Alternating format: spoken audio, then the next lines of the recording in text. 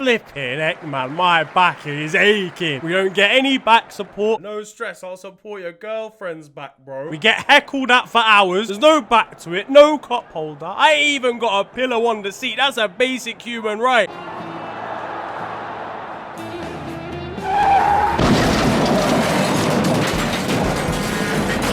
And now my chair hasn't even got legs on it, bro. Yo guys, it is your boy Newman here, and you are watching FTW. This is of course the series where it brings you the best and more frequently the worst of what football has to offer during the last 7 days. What's been kicking off in the world this week? What has been dramatic news in the UK as an alleged Chinese spy has been apprehended. A Chinese spy? What, like James Bond saying? Say what, it's been a bad week for 007 members in fairness. Now, this man must have been on drugs, to be fair, when he chose who to associate with in the UK. He's mates with royalty. It's just a shame that royalty is Prince Andrew. I'm getting the word nonce. Fucking hell, exposed as a spy and also your friends with this geezer. It's been a tough week for the 50-year-old. In fairness, 35 years over the usual for Prince Andrew. Now, onto the football, and for Liverpool, this was a chance to continue winning ways and really extend away in the Premier League title race. Oh, jeezy pips, man. Yeah, nah, forget about it. You lot knew what was going to happen, realistically. Oh, how ferociously farcical. A 10-man Liverpool were held to a 2-2 draw at the hands of Fulham in a hard-fought match here at Anfield. We've been welcomed to Adama Traore's baby oil penitentiary. Do you understand how crazy that is? Now, the result may have been shambolic. Good. But the stay was not. And that's all thanks to Helden, who are sponsoring today's episode of FTW, allowing me to head to Liverpool for Croquet live at the match. Now, obviously, Helden have a partnership with Quadrant, who I'm a part of. They took us to Vegas and Abu Dhabi, but they like helping you get a little bit closer to the football as well. We arrived at the hotel. There was a John Arnorisa shirt down in the lobby. Literally one of my favourite players to ever play for Liverpool, so loved that. The view out the window was sensational, looking out onto the rest of Liverpool. And after a long day of pretending that I had a knee injury, it was time to lay down and get some rest ahead of the day that followed. And the place was pretty central, which was helpful for the journey to Anfield. And it took less time to get there than Andrew Robertson was on the pitch. I don't like it. The seats we had were class. The view was absolutely brilliant as well, as Rodrigo Muniz made it 2-1 to Fulham. Thankfully for us, though, Diogo Jota had other ideas. Honestly, grabbing the face of the old man next to me in pure ecstasy and delight is really what football is all about, to be honest. Especially followed by hearing him hurl abuse at Fulham supporters. Ah, the beautiful game. I may have left the stadium wanting to slide tackle every resident of West London. Bad times. But overall, it was an unreal day. Where your stay is pretty make or break, to be honest, for any sporting occasion. But Hilton made it pretty easy and also pretty catered to actual Liverpool. You know, the team that I'm going to go and support and shout at. So, massive thanks to them for the opportunity and also for sponsoring this video. I'll stop filming the socks, man. I have shoes out. But let's jump back into the episode. Now, honestly, we were down to 10 men here. I don't know how we even managed to save this, given we were down a man for so long. That thanks to Andrew Robertson deciding to go on strike after 17 minutes. He could be seen nodding in approval at Arnie Slot's tactics before kickoff, only to completely fuck it. At least he had a chance to really ponder his life decisions in the dressing room after the red card. I hate myself, honestly, I'm better off dead. If I'm Arnie Slot, by the way, I'm appealing this decision to get him suspended for even longer. The drop-off of Andy has been pretty shocking this season, as much as I love him. Honestly, his Spotify rap for the season has been looking pretty shambolic generally. In his absence, though, we had to shuffle things around, with Ryan Gravenberch becoming Liverpool's best centre-back that also comes from the Netherlands. In the end, a 2-2 draw here, not a bad result given the circumstances, and Mo Salah even picked up man of the match, to the disapproval of Jamie Carragher. Embarrassing! The big match, though, arguably, of the weekend here was the Manchester derby, featuring a side having their worst Premier League start ever versus a side with 1 win in 10. Hey, yo, these two are both fucking terrible, fam. What the? These are two cheeks of the same arse. The mediocre Manny Militia. The Stockport Sadness Skirmish. The Red Devil Depression Debacle. Now, look, listen. Just like every parcel you've ever ordered, this one would take some time to deliver, as Manchester City held their lead until the 88th minute here. 1-0 the scoreline when Pep's side completely fell apart. And Armand has scored for Manchester United in the 90th minute. A late piece of Mateus Nunes terrorism followed by some brilliance by Amad Diallo heaped more pressure onto Man City as they lost 2-1 in the derby. The scriptwriter for Man City right now is going absolutely insane. At this point, we might have to try Richarlison for witchcraft, because I don't know what spell he cast on these lot. Their points per game record is the worst in the league, worse than a Southampton side who have quite literally scored 5 points this season. Now, it's fair to say Diallo was our madman here, as he went to shake Pep Guardiola's hand just 3 minutes after sending sending a dagger through the Spaniard's heart. Hey Pep, let me get a picture, bro. I just know the extent of the slur that Pep uttered after this engagement. United fans, it's fair to say they're getting pretty excited by the Ivorian after his performances under Ruben Amorim. Ballon d'Or, Ballon d'Or.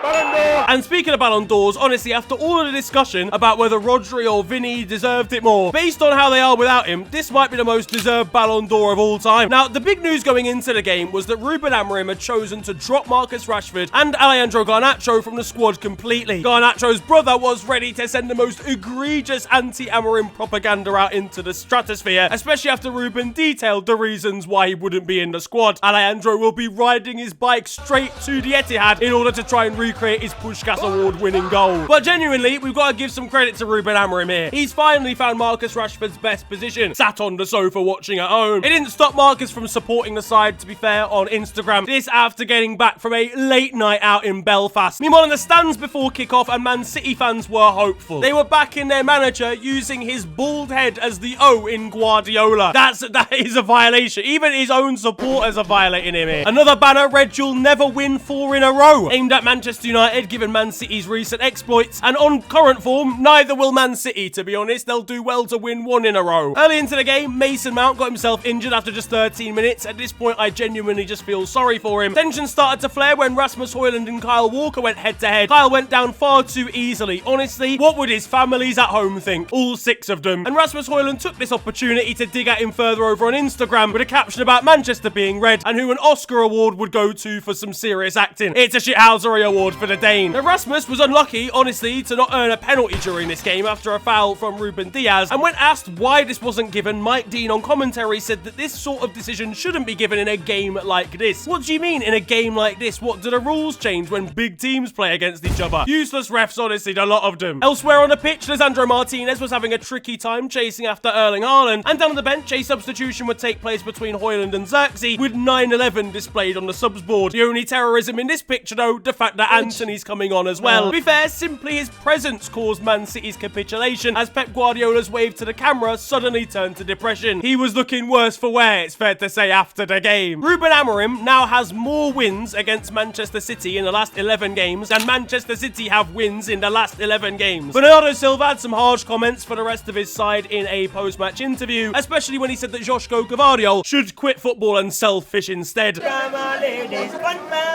A big result for United, honestly, propelling them from the bottom half of the table to the bottom half of the table. But no, genuinely fairs. Like an unreal moment for Amad Diallo, who seems to come up clutch. He's been their player of the season, easily, for me. But elsewhere across Manchester and City are finished, and we truly love to see it. It's not looking much better for Arsenal in the title race at the moment, as they decided that goals were firmly optional in their clash with Everton. A 0-0 versus Sean Dyche here is mad. He was training before kickoff, ready to go defence for defence against Mikel Arteta. Can never make it. And judging by the XG table and XG story from this game, the real footballing terrorism was actually conducted by Everton. Jordan Pickford became the first man to have an arm growth spurt during this game, a solid performance from him. Meanwhile, when Arsenal aren't part of the dodecahedron society, they're not quite as influential on games. They might have a set-piece coach, maybe they need an open play coach as well, because the goals, they're not really free-flowing. And that is leading to AFTV ready to throw it back to the lockdown era. If I had a gun, I'd have shot him today when he's turning around waving his legs, arms up, and I'd get the crowd up. Get the crowd up with your performances. Yeah, I mean, probably a step too far, isn't it, realistically? Fucking little bastard. Especially when Mikel charges out of the Emirates being chased by an AK-47. Whilst that's a bit over the top, I think Arsenal fans do have a right to be a little bit frustrated at the moment, especially when Bukayo Saka is outlining how the rest of his side are performing in an attacking sense. I think we'll all be terrible, but I'll be the best of the terrible. Gabriel Martinelli might not be Brazilian, and he might just be a man called Martin. And speaking of which, another one out on the pitch, Odegaard, was just flinging the ball at Bukayo and hoping for the best. Expressions called him Martin Overdraft, for fuck's sake. It could be worse though. You could be from Southampton. And if you bet on Southampton, you'll be in your overdraft, to be honest with you, as they decided to get straight to the meat and potatoes of being shit this week by conceding in the first minute against Tottenham. Toby here hadn't even got a chance to get Total Sportec out. Southampton were not on their best form arriving onto the pitch for this match, I'm not gonna lie, because this side, cosplaying as a Premier League team, got hit for 5, and honestly, compared to the rest of their performances, that's not even that bad, until you realise they were all in the first half and Spurs Spurs basically put the controller down for the second 45 minutes. A blind Southampton fan left early. Do you understand how bad it is for the blind to have seen enough? You're poor defensively here, do not get it twisted, but in attack, honestly, these lot were absolutely hopeless. Saints fans were asking for manager Russell Martin to give them a wave, only for them to actually get the wave and then boo him anyway. And Russell actually missed the 5th goal because he went down the tunnel before half-time, only for Spurs to extend their lead further. Right, so lads, look, listen, we're 4 down here, and boss, so I've got some good and bad. It's just bad news. Chelsea confirmed they weren't in a title race this week by entering the title race with a win over Brentford. Now, the most astounding thing from this game that I just didn't watch was the fact that Cole Palmer's mascot was absolutely gigantic. All right, big man, what you saying? Big man, are you taking the piss? I've got to say, Cole, you know, I love your celebration. You're an inspiration to me. I really look up to you. Look up to me. No, you don't, big man. You're 6'11". Bro has a wife and mortgage. To be fair, given Chelsea's squad size, this could just be another new signing. This is someone out of the under-21s. Speaking of Cole Palmer, he's decided that he's going to copyright his celebration. How's he going to do it? It's not even his celebration. He got it from Morgan Rogers. Elsewhere, Cole was out at Winter Wonderland with his partner and posted his chippy chips over on Insta. As for Chelsea though, we do need you to declare if you're in a title race, I'm afraid, at some point. Whenever you're ready, once you've taken a break from freezing to death in Kazakhstan. One man who might be heading over to Kazakhstan if he gets banned for 4 years is Mykhailo Mudryk. Now, I talked about it more in a video that you can find here, but Mykhailo Mudryk failed a routine drugs test that was taken during international break a few weeks ago, and if his B sample comes through as having banned substances in as well, he could be facing 4 years banned from the sport. This man's career is over before it even started, and that was before the doping allegation. Someone needs sacking, by the way, at the company that he's got these from, because they're not working. He must have been confused getting clapped by Chelsea fans as he doped his way to 3 goals against the team from the coast of Uzbekistan. And you know what's even more crazy? Enzo Fernandez is now using his trainer. The divorce clearly not the reason for the Argentine's improvements. No wonder he's been benching a little bit more in the gym recently. Elsewhere, and there's the news that Saudi Arabia will unsurprisingly be banning alcohol consumption for the World Cup in 2034. Jack Grealish devastated about the news. Not that he'll be making it anyway. How are England fans supposed to chuck chairs around whilst being sober? Good news for Portugal though, at least it means no more drunk tactical decision making from Roberto Martinez. Oh, he wasn't actually drunk at the time that he was doing that. Back in the Premier League, and Ipswich faced off against Wolves in a decisive game down at the bottom of the table when the Tractor Boys scored a last-minute winner.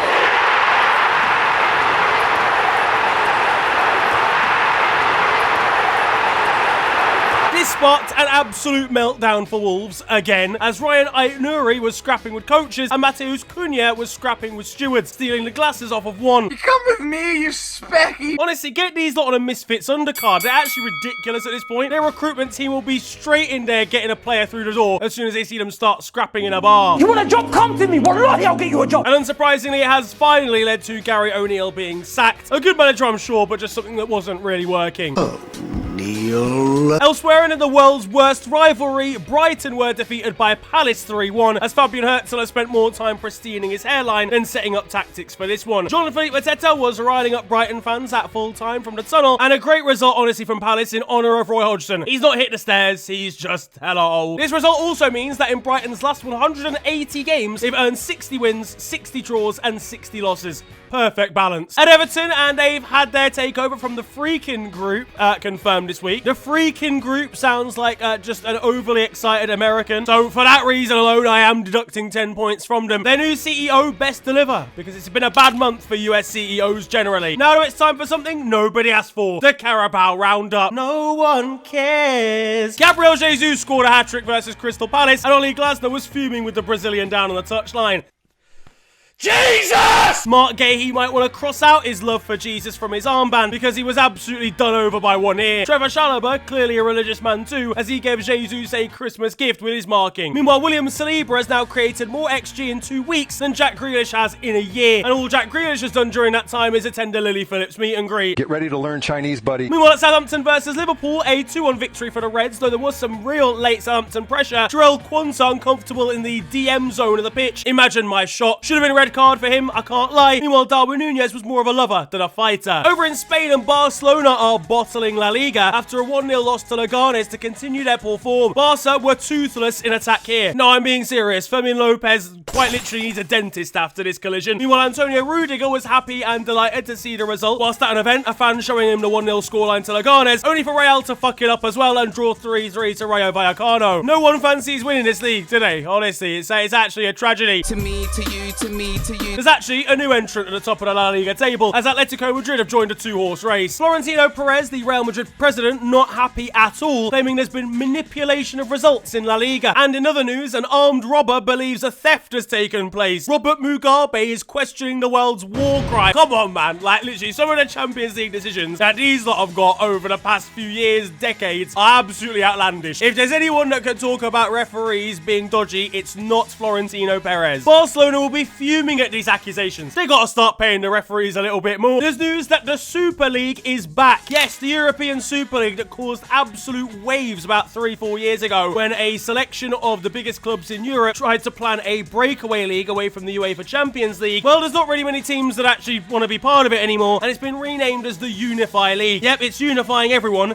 against it. Real, Barca and Juventus will be getting aggressive with each other on the opening day as the only 3 teams in the Unity and Friends division. If Real Madrid and Barca put as much effort into their actual league as they did to trying to restart this one, they'd be doing alright. Though to be fair, Real are doing well on the continental stage, or the intercontinental stage, as they won the Intercontinental Cup, beating Pachuca in the final. My club clearly don't win enough, because I didn't even know that this was a thing that existed. But Kylian Mbappe scored here 2 years to the day after he scored a hat-trick in the World Cup final in the same stadium. Meanwhile, Vinny Jr. won the FIFA The Best Award. Him and Rodri are now at 1-1 when it comes to individual honours, and he'll be showing this off to the Spaniard as he's sat in a hospital bed rubbing it in his face. At youth level though, and Real Madrid have signed a new 18-year-old youngster called Lamine Fati from Leganes. You can't fool me, guys. They've just tried to redo La Masia, and this is La Masia we've got at home. They've blended Lamine Yamal and Ansu Fati in a test tube. Sevilla legend Jesus Navas has retired. He was subbed off in his retirement game. He decided to donate his shirt and armband to the club, and the scenes at full time are emotional. But retiring halfway through the season is mad, brother. It's December. The football's left him during the ad break. That's crazy. Meanwhile, Mark Gahey will be devastated seeing Jesus packing it in. Back at Atletico Madrid, and we had the unusual fact of Angel Correa scoring from the bench. Yeah, he scored here only for the goal to be disallowed by VAR. He then was substituted off immediately as his last action. The goal went to a VAR check and was given, so the players rushed over to celebrate with him down on the touchline. Over in France, and PSG faced off against Monaco this week, but the most notable thing from this game was Gianluigi Donnarumma getting absolutely clamped. Not on purpose, obviously, but this is a sickening collision. How that's not a red, I'm not really sure. The Italian goalkeeper looked very different in A&E the next evening. Ousmane Dembele brought out the Cole Palmer celebration. He'll be getting sued in the morning. Meanwhile, apparently, the highlights for this game are on ITV4. ITV4? Yeah, this league is completely finished. In Italy, Inter Milan completely peppered Lazio 6-0. Henrik Mkhitaryan still got that dog in him, and so does Nuno Tavares for Lazio.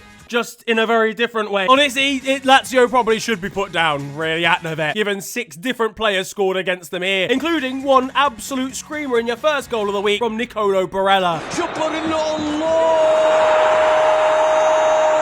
AC Milan fans significantly less amused though than Inter, as they were held to a 0-0 draw. Their fans holding a banner outside the San Siro saying, "We have waited and supported you endlessly. We have had enough of your mediocrity." They wore a special 125th anniversary kit in this one, and honestly, if they'd played for another 125 years, they still wouldn't have scored. Meanwhile, down in the mid-table, and Juventus are still unbeaten, yet are 6th in the league. Genuinely, if they pull this off, a mid-table unbeaten season, that needs a whole new trophy of its own. At FC Como, and Alessandro Gabrieloni made history for his side. He grabbed his first goal in Serie A as his parents were watching extremely wholesome stuff, and that makes him only the 5th player to ever score for the same side from Serie D all the way up to Serie A. He's really been with them the whole journey. Atalanta beat Cagliari 1-0 this week. There was drama when it came to the TV coverage, as TV companies were forced to avoid the CAG-ATA abbreviations that would appear for the scoreline, because that quite literally translates to shit match in Italian. Meanwhile, at full time, Atalanta fans celebrated tweeted, welcoming Cagliari to Gasparini's island. I don't know if you want the island tag as a description in this situation. It's got bad connotation. Meanwhile, there's the alleged news that Moukoko has been lying about his age. Now, obviously, he burst onto the scene as a youngster at Borussia Dortmund. Did he make his debut when he was 15? He was scoring bags of goals for their under-18s at the age of 12. But given this is what he looked like at the age of 12, that's a 24-year-old man. He got his birth certificate off Temu. It's absolutely crazy. Yeah, now this is mad, of course, if true. Again, this is kind of like a rumor at the moment, but we'll see if it develops. Either way, there's a job going as a mascot at Chelsea, mate, so if you want to go over there. Now, though, it is time for your goals of the week. We've got some more bangers for you. First of all, over in Italy again, and we've got Shea Adams, who's enjoying life after his move from Southampton, enjoying it so much, he's banged in a goal here from the halfway line. Back in the country left behind, and in England, down in the Championship, Burnley have got a unique free kick routine. Seeing that defenders weren't ready, one Burnley player here nudged the ball to Zian Fleming, I don't know how you pronounce his name, who would get the ball out of his feet and absolutely slap it into the top corner from range. Next up, you've got to hear me out on this one. We're going over to beach football. Now, beach football has obviously often got some crazy goals. It's where a lot of the most skillful players from Brazil, South America, etc. play. But this one took the biscuit. Unreal knee control, flicking it up and bicycle kicking it from distance. Does this count beach football? Let me know down in the comment section. But finally, we've got a unique goal coming from Adil Bulbina. The ball has been bouncing around after a set piece. He then flicks it over a defender with the outside of his boot, then volleys it in at an outlandish angle past the goalkeeper. I've not seen a goal like this ever before. Truly, one of the best goals I've seen this year. Hello all, and welcome to The Beautiful Game, the segment where we take a look at the poetic and brilliant side of the game that we love. We are back by popular demand for yet more glorious beauty. Llegó muy bien el futbolista con la número 29 que estaba cubriendo. And that concludes The Beautiful Game. Now, over in Turkey, there's been more developments in the Maro Icardi-Wanda Nara drama, where Wanda was pictured with her new boyfriend and also ex-husband Maxi Lopez, who she cheated on with Icardi.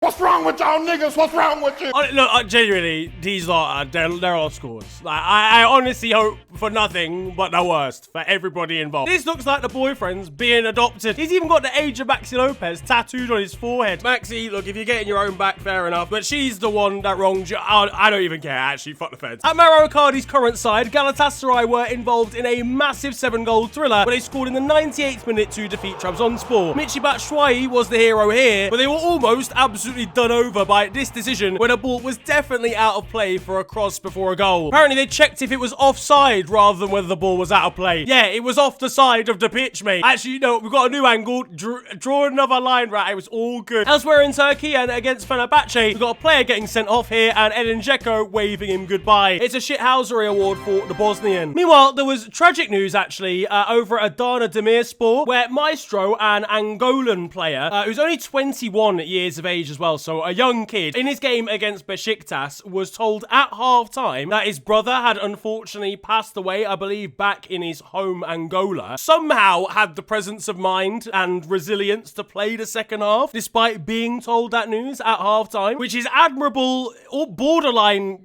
crazy, to be honest with you. But if it's what distracted him and made him feel better, then obviously that's absolutely valid. Either way, he helped Adana Demirspor to a 2-1 win, which is incredible against a side like Besiktas. Not only that, the players then gathered him in front of the Adana home fans and got them to kind of serenade him at the end of the game as a mark of respect, which I think is really wholesome. But either way, my best wishes to him and his family. In Brazil, an iconic women's player, Marta, won the first ever Marta Award for an absolute screamer that she scored earlier on in the year. The real GOAT of women's football, honestly. In Scotland, and it's fair to say James Tavernier wasn't too pleased to see Cyril Dessers get subbed on in the Europa League. In the Netherlands, and shout out to Quick Boys, a crazy name, but they're an amateur side that play in the 3rd division of Dutch football. They beat Eredivisie side Fortuna Sittard in the Dutch Cup. Crazy scenes as they got the winner, and honestly a massive achievement for them. Same sort of vibes over in America, where Vermont won their first ever NCAA title for college football. First time they've ever won it, as I said, they were completely unranked. So basically, the way this works is you get seeds, and usually the highest seeded college teams win. It's pretty self-explanatory. These lot beat the number 2 and number 3 seeds and won with a dramatic last goal wins winner, which I love golden goal is alive and well in America, and I love that. Over in Argentina, and tensions were rising between goalkeepers from the Quilmes and Los Andes, as one of the goalkeepers decided to tap the other one on the face like a little slap. Wasn't taken very well during the handshakes pre-match, and a scrap ended up breaking out. And in true South American fashion, only yellow cards were given. We've got more goalkeeping mishaps now over in the A-League, where Auckland FC are unbeaten still as a new club in the A-League. That record was threatened though when this horror back pass ended up bobbling over a goalkeeper's foot and into the back of the net, only for a goalkeeping howler at the other end from Eneda Moreno last-minute free kick to save them. Oh, it's gone through the goalkeeper's gloves. There was carnage over in Scotland between Peterhead and Forfar, where Peterhead scored a screamer, only for a player to yam the ball after it hit the back of the net, straight at the goalkeeper and get sent off for violent conduct. Only in Scottish football, man. That place is a mystery. Elsewhere, and Andy Delors managed to bring out the worst miss, definitely, of the week, playing the ball into his own arm. How do you even manage to do that? Meanwhile, in Turkey, and we've got the worst free kick of the week.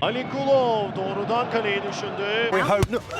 Closer to home, and at Forest game versus Aston Villa, Ola Aina was unbothered by that whole football malarkey. Just get the piggyback ride in instead. Southampton opened a pub at their St Mary's Stadium called The Dell, you know, the name of their old stadium, and it was opened by Matt Letizia. Honestly, with the stuff that he's been saying recently, he's been drinking there the last 10 years. Plymouth fans are not too pleased with Wayne Rooney at the moment, but mostly because of his results out on the pitch, but also because he cancelled a fan event to swan about at Manchester's Christmas market with his wife. Yeah, nah, come on, man. At least be intelligent. Why are you posting the pictures of you being there, man? And elsewhere, we got some saucy texts being sent from the stands. I say saucy, hence removal of the bra is probably the least saucy thing you can say in a text. So, over at Colombia, we got a fireworks fight between fans and the police, where one supporter is literally firing a fireworks cannon at the feds. How do you get this into a... What is going on in South America? In Croatia, and Hajduk Split decided to release their inner mathematician by bringing a banner that had a formula on a similar vibe to the last story, actually, with 1312 as the actual answer to the equation, which is code for all cops are bastards. There's a connection. They're Colombian fans in disguise. In the Philippines, and we've got an almost impressive own goal here, where a defender has quite literally nobody around him and still puts it through his own net. Similar vibes in Hong Kong. Actually, an even more impressive and skillful own goal. You could try another 100 times and it wouldn't end up going in. Thankfully for this man, though, he managed to actually redeem himself by scoring up the other end just minutes later. In Brazil, and Adriano was left emotional after an AI-generated message over the Tannoy system from his late father. Sorry, what? The goalkeeping howlers return over in Asia and at Myanmar, where I'm pretty sure this shot stopper may well have an acca on for the other team. At least he didn't go all the way to the effort, though, of planking himself right in the middle of a small goal, only to end up conceding anyway.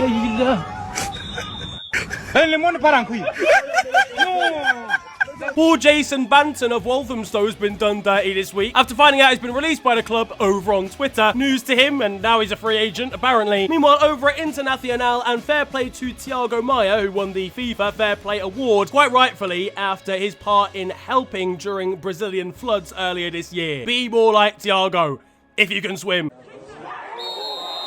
Now that it's time for Still 0-0, and you guys know the score by now. This is a segment of the show where I bring to the best of Sunday League and amateur football, and this time we've got an absolute classic. We're heading over to Milton United for a story that starts hilariously, but does have a bit of a serious twist at the end. Now, their encounter was already getting off to a bad start when their opponents forgot to bring their socks to the game, leading to a massive delay, which is really only something you can get in Sunday League. The kit man quite literally has one job. So the game was put on pause there, and would be once again later on, the game being abandoned after an altercation between a fan and the referee, ending with the police being called. Well, they put out a statement a couple of days later. It turns out a fan had used life-threatening language against the referee, and that's why it had been called off, which is absolutely crazy behavior. Who is getting that riled up at an amateur football match? Either way, absolute carnage this game from start to finish. On to the weird stuff though now. First of all, we head to Bosnia and Herzegovina, where one side have started the season poorly. FK Sloboda are without a single single win in the first half of the season in their top flight league campaign. And their chairman or owner, Asmir Husic, has had enough. Now, usually in this sort of situation, you know, if a team's underperforming especially badly, like for Southampton in the Prem, for example, you'll sack the manager. It makes sense, you know, ultimately the buck falls with him if the form is pretty bad, and there's not really that much more you can do mid-season. Except this owner has decided there's a lot more you can do mid-season, and has instead sacked the entire team. Yep, the whole starting 11, the whole bench, everybody has been released halfway through the season. Now, the first thing that comes to mind here is, how is that going to help for the next game? And finally, we're heading to Croatia, keeping it Balkan, for genuinely an incredible story. Now, take a look at these two images. Take a look at these two badges. They look pretty similar, don't they? Well, one is Brighton and Hove Albion. The other is Croatian club NK Jadran Galeb. Now, NK Jadran Galeb, I'm going to assume, would a badge to come after Brighton here. But apparently, only just discovered that their badges looked so similar, because one club member from the Croatian side went to Brighton and asked for a donation in the form of either finances or equipment because of the fact that their badges look so similar. Almost a way for them to unite together. Well, Brighton didn't take this request that well and threatened legal action instead, because they've obviously just copied what is a copyrighted symbol. This guy has snitched on himself. But to be fair, if you don't buy a ticket, you do not win the raffle. Now they've got to change their crest. And lads, listen, I've got a little bit of advice. Just draw some legs on the bottom of this. It'll be fine. That, though, is going to wrap up football this week, and I hope you have enjoyed it. If you have, then feel free to slap a like on the video, and of course, subscribe if you are new to the channel. You can also follow me on social media. It is at @theofficialfng on Twitter and on Insta. It's been a pleasure ranting at you guys today. Have a wonderful day. Enjoy yourselves,